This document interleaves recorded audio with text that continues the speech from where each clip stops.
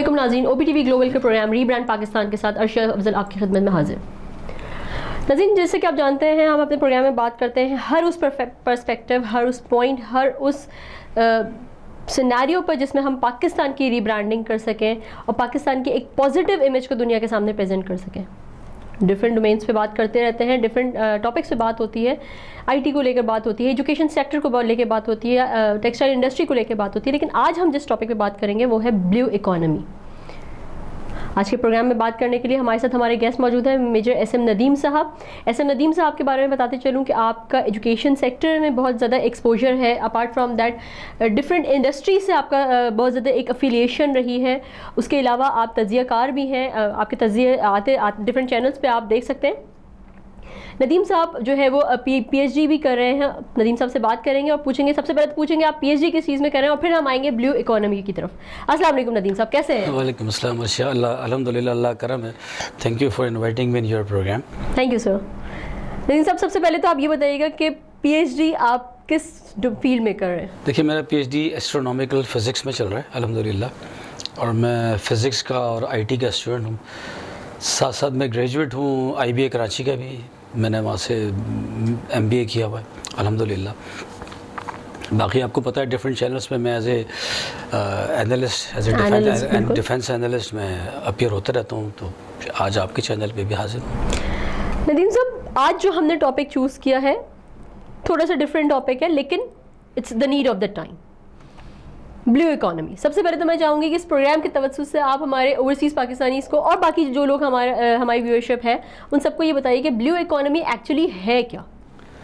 देखिए, आपने बहुत अच्छा टॉपिक सेलेक्ट किया और ये इस वक्त दुनिया का बड़ा करंट और टॉपिक भी है, और हम बेसिकली क्योंकि प्रोग्राम कर रहे हैं पाकिस्तान की रीब्रांडिंग और इमेज बिल्डिंग के बारे में, तो ये पाकिस्तान को टोटली रीब्रांड कर सकता है। बेसिकली आपने कहा कि सबसे पहले हम इसकी डेफिनेशन की अगर हम बात करें तो एनी इकोनॉमी, कोई भी जो इकोनॉमी होती है किसी कंट्री की, which is related to ocean, ठीक है, कि हाउ वी कैन यूटिलाइज, हम किस तरह से किसी भी ओशन से रिलेटेड रिसोर्सेज को एफिशिएंटली और इफ़ेक्टिवली जब यूटिलाइज करते हैं तो हम इसको ब्लू इकोनॉमी कहते हैं। ये टर्म बेसिकली वर्ल्ड बैंक ने 2010 में इंट्रोड्यूस कराई, आज से तकरीबन 10-11 साल पहले।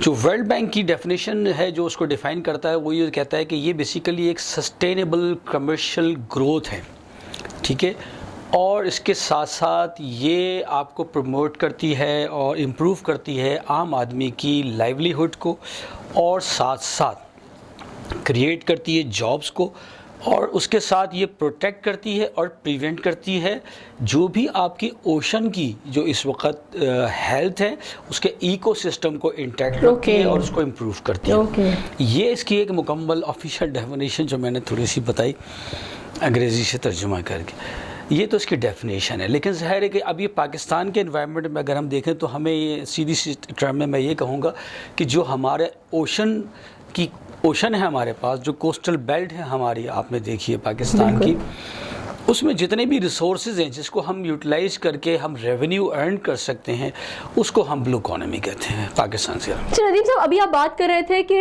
वर्ल्ड बैंक ने इंट्रोड्यूस करवाई ये टर्म 2010 में। वर्ल्ड बैंक ने जब ये इंट्रोड्यूस करवाई तो बहुत सारे कंट्रीज़ ने इसको अडॉप्ट किया होगा डेफिनेटली। तो व्हाई इज़ दैट सो कि 2010 के बाद पाकिस्तान 2020 में जाके जो है वो इसको अडॉप्ट कर रहा है? देखिए, हमारे मुल्क में थोड़ा सा जो है तरक्की देर से पहुंचती है और यही वजह है कि हम अभी तक उस तरक्की के उस लेवल पे नहीं पहुंच सके जहां आज हमारे साथ आज़ाद हुए हुए कंट्रीज़ पहुंचे हुए हैं। जिसकी मिसाल चाइना की ले सकते हैं, आप जापान की ले सकते हैं, जर्मनी की ले सकते हैं, बांग्लादेश की ले सकते हैं, थाईलैंड और बहुत सारे मुल्क। बहरहाल देर आए दुरुस्त आए, अगर ये अभी भी इसको अडॉप्ट करते हैं तो मैं समझता हूँ कि इंशाअल्लाह हम पीछे नहीं रहेंगे, और हमारे पास इतने अच्छे रिसोर्सेज हैं इस वक्त हमारे पास, ये ओशंस के जो हमारे पास है, जिसको हम IOR भी कहते हैं, इंडियन ओशन जो ये एरिया कहलाता है, रीजन, इसको हम एक्सप्लॉइट कर सकते हैं, हम यूटिलाइज़ कर सकते हैं पाकिस्तान के लिए। तो हम थोड़ा सा लेट तो हैं लेकिन आगे इम्प्रूवमेंट कर सकते हैं। जैसे अभी आपने कहा कि देर आए दुरुस्त आए, चले 2020 में भी हम यहाँ तक पहुँच गए, और ये आपने बिल्कुल सही बात कही थी कि रीब्रांडिंग के लिए, पाकिस्तान को रीब्रांड करने के लिए एक बहुत ज़बरदस्त इनिशिएटिव है। ब्लू इकोनॉमी की जब हम बात करते हैं और पाकिस्तान के पर्सपेक्टिव से उसके पोटेंशियल पे बात करते हैं, तो क्या समझते हैं आप कि पाकिस्तान को ब्लू इकोनॉमी किस हद तक आगे लेके जा सकती है? देखिए, जैसे मैंने कहा या कि जिस तरह से आपने बात की सस्टेनेबल ग्रोथ की बात की, तो पाकिस्तान की सस्टेनेबिलिटी पे किस हद तक इम्पैक्ट कर सकती है? देखिए, जैसे मैंने कहा कि ओशन इज़ द फ्यूचर, आजकल ये ट्रेंड हो रही है ग्लोबली कि ओशन जो है ये फ्यूचर है। 70% वाटर है इस अर्थ प्लैनेट के ऊपर, आपने देखा है। और इस वक्त पूरी दुनिया के अंदर कहते हैं कि $24 ट्रिलियन का पोटेंशियल है समंदर के रिसोर्सेज में, जिसको लोग हम यूटिलाइज कर सकते हैं। ठीक है, सिर्फ पाकिस्तान की अगर आप कोस्टल बेल्ट को देखें तो इसकी कोस्टल बेल्ट 1000 किलोमीटर से ज़्यादा है, और इस पूरी कोस्टल बेल्ट के साथ तकरीबन हमारे पास 2,40,000 स्क्वायर किलोमीटर का एरिया, जिसको हम एक्सक्लूसिव इकोनॉमिक जोन कहते हैं, EEZ, ये हमारे पास है। मज़े की बात ये कि 2015 में यूनाइटेड नेशन ने 50,000 किलोमीटर में हमें और एरिया दे दिया है। ठीक है, जहाँ पर हम अपने रिसोर्सेज को रेगुलेट कर सकते हैं, एक्सप्लॉइट कर सकते हैं, फिशिंग कर सकते हैं। तो पाकिस्तान से बड़ा एरिया हमारे पास मौजूद है, हमारे पास इतनी बड़ी कोस्टल बेल्ट है। तो हम, लेकिन अगर पाकिस्तान को इस वक्त आपने बात की कि पाकिस्तान के पर्सपेक्टिव से इस वक्त देखा जाए तो पाकिस्तान इस वक्त बहुत नीचे खड़ा है इस जगह पे, क्योंकि हमारे पास इंफ्रास्ट्रक्चर डेवलप नहीं है। हमारे पास टोटल 3 पोर्ट्स हैं पूरे कोस्टल बेल्ट के ऊपर, जो मेजर पोर्ट्स जिसको आप कहते हैं, जहाँ से ट्रेड हो सकती है, शिपिंग हो सकती है। दूसरी बात ये कि हमारे पास अपनी कोई शिपिंग कंपनी नहीं है। एक पाकिस्तान PNSC, जिसे पाकिस्तान नेशनल शिपिंग कॉर्पोरेशन कहते हैं, वो है तो सही PIE की तरह, उसके पास टोटल मुश्किल से 7 या 9 जहाज़ हैं। वो टोटल जो इस वक्त कार्गो या ट्रांसपोर्टेशन करते हैं वो टोटल बनती है 7%। 93% जो ट्रांसपोर्टेशन है यहाँ से खाली कार्गो की, मैं बाकी डायमेंशंस की बात नहीं कर रहा जो हम ब्लू इकोनॉमी से हासिल कर सकते हैं, सिर्फ ट्रेड की बात कर रहा हूँ, तो ट्रांसपोर्टेशन की बात कर रहा हूँ। उसमें 93% हमें बाहर से फ्री लेना पड़ता है ट्रांसपोर्ट के लिए, और हम $4 से $5 बिलियन एनुअली इस मद में पे करते हैं।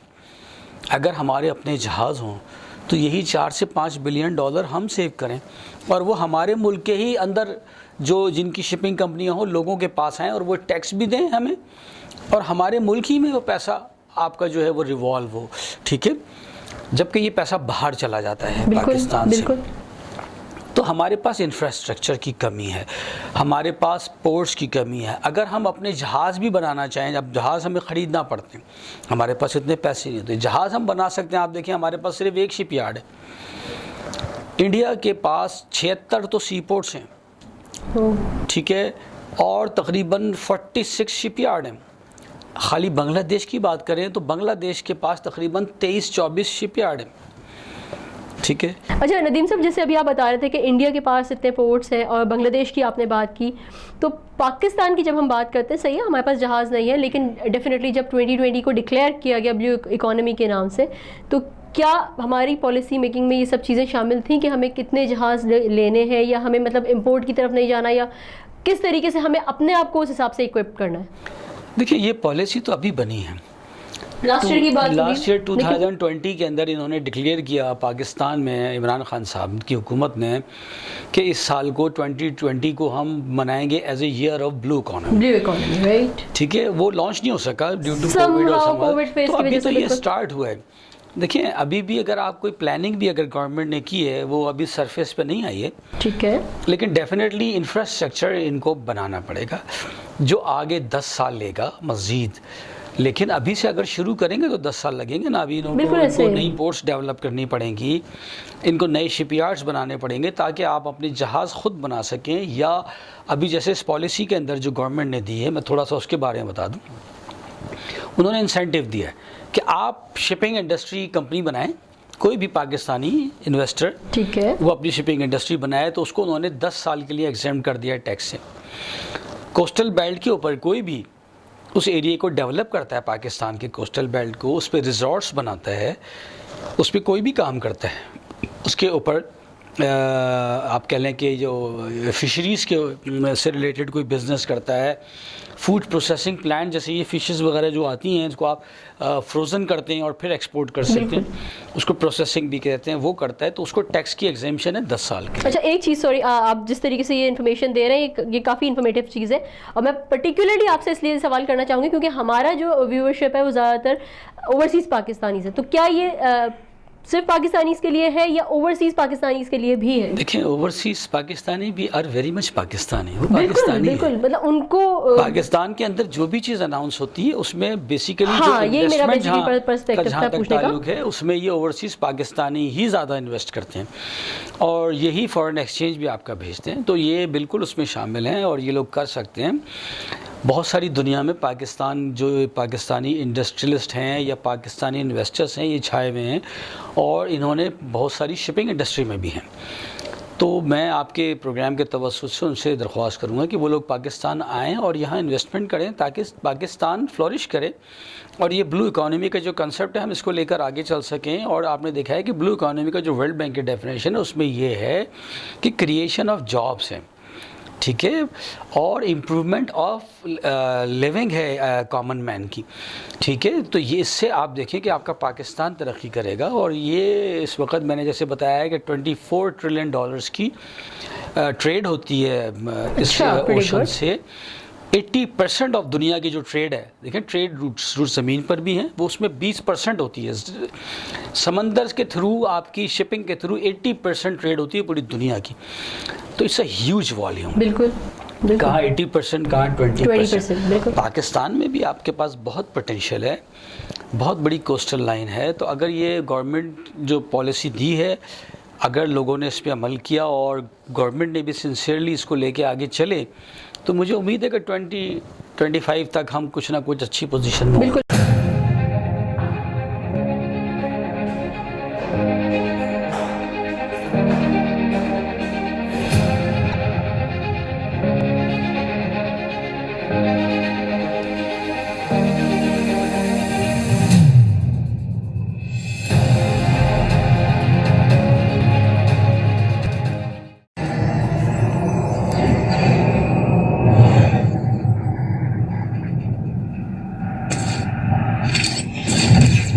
Kaba Fusion is a pharmacist-owned, patient-focused team of professionals with over 30 years' experience providing intravenous medication to pediatric and adult patients in the comfort and safety of their own home. Founded by Dr. Sohail Masood, a pioneer in the home infusion industry and recipient of Ernst & Young's Entrepreneur of the Year Award, Kaba Fusion has 28 state-of-the-art compounding pharmacies across the country with service capabilities nationwide. Specializing in IVIG, SCIG, and acute therapies, our highly skilled infusion nurses are present throughout your treatment and our clinicians are on call 24 hours a day.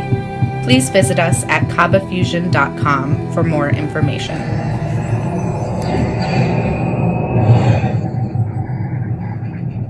Arkansas Spine and Pain. We love being a part of the family that is our great state. Our mission is to help every family we can live pain-free lives so you can get back to taking hikes, walking the dog, giving your kids and grandkids piggyback rides. Give us a call today at Arkansas Spine and Pain and get out of the cycle of agony you're in.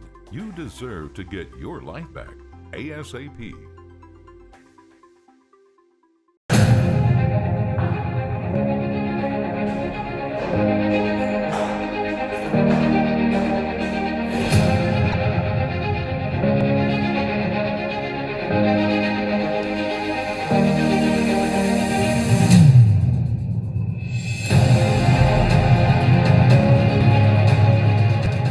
मैं अभी यही आपसे पूछने वाली थी कि let suppose 5 year plans normally prepare किए जाते हैं, तो आज हम बैठ के अगर 2025 तक या 2026 तक देखते हैं तो क्या पोटेंशियल देखते हैं आप कोस्टल लाइन को लेकर, या स्पेशली गवादर पोर्ट की अगर मैं बात करती हूँ ब्लू इकोनॉमी के पर्सपेक्टिव से? देखिए ऑलरेडी बहुत काम हो रहा है उसमें, आपने देखा होगा ये ग्वादर पोर्ट का आपने नाम लिया तो सीपैक के थ्रू बहुत ज़्यादा काम बिल्कुल ऐसे है। ग्वादर एक दुनिया में कहलाता है इंटरकनेक्टिविटी इंडेक्स, ग्वादर पोर्ट का जो इंटरकनेक्टिविटी इंडेक्स है वो 34.4 है, जो कि एक बहुत रीजनेबल और बहुत अच्छा, मतलब इस जगह पर 34.4% कनेक्टिविटी दुनिया हासिल कर सकती है। और ये मैंने बताया कि जैसे कि दुबई अगर हम उसको डाइवर्ट कर सकें, दुबई फिर भी अंदर है गल्फ़ में, ये बिल्कुल माउथ ऑफ द गल्फ़ पे बैठा हुआ है ग्वादर जो है। ये दुनिया का 5वां बड़ा कमर्शियल, ठीक है, शिपिंग कमर्शियल हब बन सकता है अगर हम इसको यूटिलाइज करें। ग्वादर पोर्ट जो है, सिर्फ चाइना देखें 3,500 बिलियन डॉलर्स की एक्सपोर्ट करता है। अच्छा, ठीक है, 3,500 बिलियन डॉलर की। और सी पैक के थ्रू पाकिस्तान इजीली 10% की जो उसकी एक्सपोर्ट है वो पाकिस्तान ला सकता है। तो 10% का मतलब हुआ 350 billion dollar. 350 billion dollar Pakistan अगर ये अट्रैक्ट कर ले तो पाकिस्तान की किस्मत बदल सकती है। 10% भी अगर something on a huge scale, हाँ, कि उनका हज़ारों में है तो हमें खाली 350 बिलियन डॉलर भी आ जाते हैं तो पाकिस्तान की किस्मत बदल जाएगी, जैसे ये गल्फ़ कंट्रीज़ की किस्मत बदल गई ऑयल रिसोर्सेज निकलने से। फिर देखिए, ये हम अगर ये पॉलिसी इन्फोर्स करेंगे तो उसमें खाली एक चीज़ नहीं है, फ़िशरीज़ है। फ़िशरीज़ में इस वक्त हम खाली फ़िश एक्सपोर्ट करते हैं तो इससे हम 0.4 बिलियन डॉलर्स हम कमा रहे हैं, यानी 450 मिलियन डॉलर की हमारी एक्सपोर्ट होती है, जबकि इसको हम बढ़ाकर ईज़िली 2 बिलियन डॉलर पे ला सकते हैं। मैंने बताया था कि थाईलैंड जैसा छोटा मुल्क 12 बिलियन डॉलर की खाली मछलियाँ एक्सपोर्ट करता है। 12 बिलियन डॉलर। तो क्या पाकिस्तान नहीं कर सकता? पाकिस्तान की कोस्टल लाइन बहुत बड़ी है। तो ये चीज़ें अगर हम करेंगे, दूसरा बात ये कि समंदर का मैंने बताया कि बहुत बड़ा एरिया हमारे पास है, हम ऑफशोर ड्रिलिंग करके ऑयल एंड गैस के रिसोर्सेज यहाँ से एक्सट्रैक्ट कर सकते हैं। मिनरल्स का ख़जाना समंदर के अंदर पड़ा हुआ है, बेशुमार मिनरल्स हैं, बायो मेडिसिन के अंदर बेशुमार चीज़ें इस्तेमाल होती हैं। फिर पाकिस्तान में टूरिज़म बहुत हो सकता है। छोटे छोटे काफ़ी जज़ायर हैं, आपने देखे हैं, जैसे वो बंडल आइलैंड एक आपने देखा कि गवर्नमेंट ने क्या उसको डेवलप करेंगे, सिंध गवर्नमेंट उस पर कुछ अड़ गई है, वो नहीं करने दे रही। समहाउ द अदर रिजॉल्व हो जाता है, बंडल आइलैंड बन जाता है तो दुबई की तर्ज का ये आइलैंड बन सकता है। अच्छा, आपके काफ़ी सारे आइलैंड हैं, इनको अगर हम डेवलप कर लें तो ये बहुत बड़ी रिजॉर्ट्स हैं ये, ठीक है, और ये टूरिज़म को टूरिज़म एक बहुत बड़ा फैक्टर हो सकता है आपकी जो है वो फॉरेन एक्सचेंज। दूसरी बात एक और चीज़ बताऊँ कि पाकिस्तान दुनिया का छठा मुल्क है जहाँ सबसे बड़े जंगलात हैं ये मैंग्रोव्स के। दुनिया इनको देखने आती है, इसके अंदर वाइल्ड लाइफ रहती है जो ओशंस के अंदर होती है और इन मैंग्रोव्स के अंदर वो रहते हैं, ठीक है। हाँ, इसमें बर्ड्स हैं, इसमें बहुत ज़्यादा जो आप समझ लें कि ये इकोसिस्टम है इसका प्रॉपर, इसमें टर्टल्स हैं। तो ये पाकिस्तान के पास अल्हम्दुलिल्लाह हर तरह की इस तरह की चीज़ें, ये बहुत बड़ी अट्रैक्शन है पूरी दुनिया में। मैंग्रोव्स के जंगलात जो पाकिस्तान के समंदर में, इंडियन ओशन में, ये पाकिस्तान के समंदर के साथ साथ बने हुए हैं। और मैंने आपको बताया कि ये दुनिया में छठा बड़ा जंगल कहलाता है इसका। तो हम टूरिज़म से भी बहुत ज़्यादा कमा सकते हैं। तो पाकिस्तान की इंशाल्लाह पोजीशन अच्छी है अगर गवर्नमेंट इस लाइन पर इसको लेके चले, हल्के हल्के ग्वादर की पोर्ट को डेवलप करे, चाइना से ये जो है कार्गो यहाँ से चाइना के थ्रू दुनिया में जाए और इसको दुबई की तर्ज पे अगर हम ट्रांसफॉर्म करने में कामयाब हो जाते हैं। दूसरा देखें, पाकिस्तान की अगर आप वेस्ट साइड के ऊपर जाएं, ये तो वेस्ट साइड के ऊपर, तो अफ़गानिस्तान के पीछे सारी सेंट्रल एशियन स्टेटें जितनी हैं वो लैंड लॉक कंट्रियाँ फंसी हुई हैं, बिल्कुल ऐसे ही। उनको एक रास्ता चाहिए सिर्फ। अब वखान कॉरिडोर के थ्रू पाकिस्तान कोशिश कर रहा है कि ये ताजिकिस्तान, काज़ाकिस्तान, उज़्बेकिस्तान, इनके थ्रू पाकिस्तान को रास्ता, ये सारी इस्लामिक कंट्रीज़ हैं और पाकिस्तान के साथ इनके बड़े अच्छे ताल्लुकात हैं। फिर ये दुनिया के सबसे बड़े ऑयल एंड गैस के रिजर्व हैं यहाँ पे। आपको पता है सेंट्रल एशिया भरा हुआ है ऑयल एंड गैस से, लेकिन उनके पास पोर्ट नहीं है जहाँ से ये सामान, जो रशियन पोर्ट लगती हैं वो 6 महीने बंद रहती हैं, फ्रोजन है। तो हमारे बहुत सारे रिसोर्सेज ऐसे हैं जो अनटैप्ड हैं अभी तक। तो ये ओशन का जो है ब्लू इकोनॉमी, ये भी अनटैप्ड आपका जो है ना, बहुत काफी टाइम तक अनटैप्ड पोटेंशियल है, अनटैप्ड पोटेंशियल कहते हैं इसको। तो ये है, लेकिन इसको इम्प्रूव किया जा सकता है। अच्छा नदीम साहब, बात ये ब्लू इकोनॉमी की हम बात कर रहे थे, उससे पहले एक कॉन्सेप्ट था ग्रीन इकोनॉमी का, बिल्कुल वो अभी भी चल रहा है ग्रीन इकोनॉमी। हमने स्टार्टअप नहीं हुए हैं हम उसमें, लेकिन ग्रीन इकोनॉमी से बेनिफिट्स लेना इस कंपैरेटिवली एक टाइम कंज्यूमिंग चीज़ है रादर देन ब्लू इकोनॉमी। तो क्या आप समझते हैं कि क्या हम ग्रीन इकोनॉमी से जो हमारा शिफ्ट तो नहीं कहूँगी मैं, वो अपनी जगह पैरेलल चल रही है, ब्लू इकोनॉमी अपनी जगह चल रही है, तो आपको नहीं लगता कि ब्लू इकोनॉमी हमारे लिए ज़्यादा बेनिफिशियल साबित होगी और शॉर्ट टर्म में साबित होगी? देखिए, ग्रीन इकोनॉमी भी हो सकती है जिसमें ख़ासतौर पे आपकी ज़राअत आ जाती है। बिल्कुल ऐसे है, ठीक है। उसके अलावा बिलियन ट्री प्रोजेक्ट जिस पे हम अभी काम कर रहे थे। फिर पाकिस्तान अपनी कुछ क्रॉप्स को चेंज करना चाहता है, जैसे ऑलिव ऑयल पाकिस्तान यहाँ पे लगा सकता है। जैसे जिस चीज़ की मतलब दुनिया में कंजम्पशन ज़्यादा हो वो चीज़ पाकिस्तान कर सकता है। पाकिस्तान का वेदर इस तरह का है कि चारों मौसम हैं, अल्हम्दुलिल्लाह 2-3 फसलें हम ले लेते हैं साल के अंदर। तो ये बिलियन ट्री मंसूबा is part of the green economy, लेकिन ज़ाहिर है कि वो दरख्त अभी बड़े होने में टाइम लेंगे, तो थोड़ा उसमें टाइम लगेगा। लेकिन देखें, ये तरक्की की जो ये कैटेगरी नहीं होती कि आप अगर एक डायमेंशन में तरक्की कर रहे हैं तो दूसरे डायमेंशन को आप छोड़ देते हैं, इग्नोर करते हैं, ऐसा नहीं होता। बल्कि फोर साइडेडनेस यही होती है कि आप तमाम जो डायमेंशंस हैं उनको साथ लेकर चलते हैं, वर्कआउट करते हैं। तो अल्हम्दुलिल्लाह ये गवर्नमेंट इन चीज़ों को भी देख रही है, ग्रीन इकोनॉमी भी आपके साथ साथ चल रही है, और साथ साथ ये ब्लू इकोनॉमी का जो कंसेप्ट है जो दुनिया में आ गया है ये बहुत पुराना है। अब इसको उन्होंने एक टर्मिनोलॉजी दे दी ब्लू इकोनॉमी जो वर्ल्ड बैंक ने, तो 2010 में। अदरवाइज़ तो ये पुराना कंसेप्ट है और दुनिया इससे बहुत पोटेंशियल कमा रही है और बहुत पैसे जनरेट कर रही है। पाकिस्तान थोड़ा लेट है, बट इंशाल्लाह हम ये ब्लू और ग्रीन और जो भी इकोनॉमीज हैं इनको हमें सबको साथ लेके चलना पड़ेगा। बहुत शुक्रिया नदीम साहब, आपने प्रोग्राम के लिए वक्त निकाला। थैंक यू जी। तो नाज़रीन, प्रोग्राम आपने देखा और जिस तरीके से हमने बात की कि ब्लू इकोनॉमी पाकिस्तान के लिए एक बहुत स्ट्रॉन्ग पोर्टफोलियो के तौर पे सामने आ सकती है, स्पेशली पाकिस्तान की सस्टेनेबल ग्रोथ के लिए, और पाकिस्तान को रीब्रांड करने के लिए भी टू सम एक्सटेंट ये अपना एक बहुत इम्पॉर्टेंट रोल प्ले कर सकती है।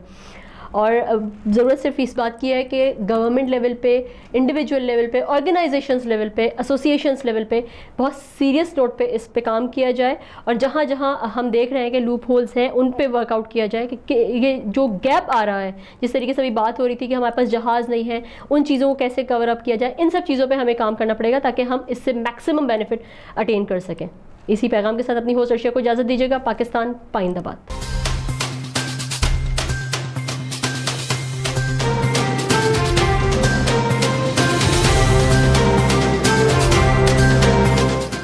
OPTV की फखरिया पेशकश दुनिया भर में आबाद पाकिस्तानियों की तरक्की और कामरानी पर मबनी प्रोग्राम। पाकिस्तान को तरक्की की राह पर गामजन करने के लिए दुनिया भर में पाकिस्तानी मुतहर्रिक और तैयार। दुनिया भर के मुल्कों में पाकिस्तानी का उनकी तरक्की में हिस्सा देखिए। बैनुल अक़वामी मंजर में पाकिस्तानियों का समाजी, सियासी, तिजारती और मजहबी उमूर में भरपूर किरदार।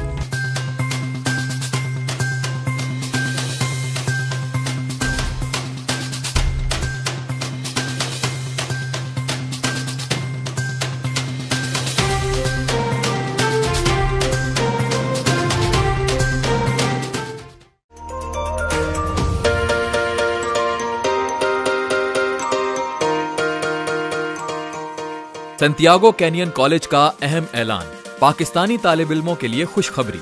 पाकिस्तान में घर बैठे आला तालीम के ख्वाहिशमंद कंप्यूटर साइंस और बिजनेस एडमिनिस्ट्रेशन में ऑनलाइन ट्रेनिंग प्रोग्राम के तहत 2 साला डिग्री प्रोग्राम पेश करता है।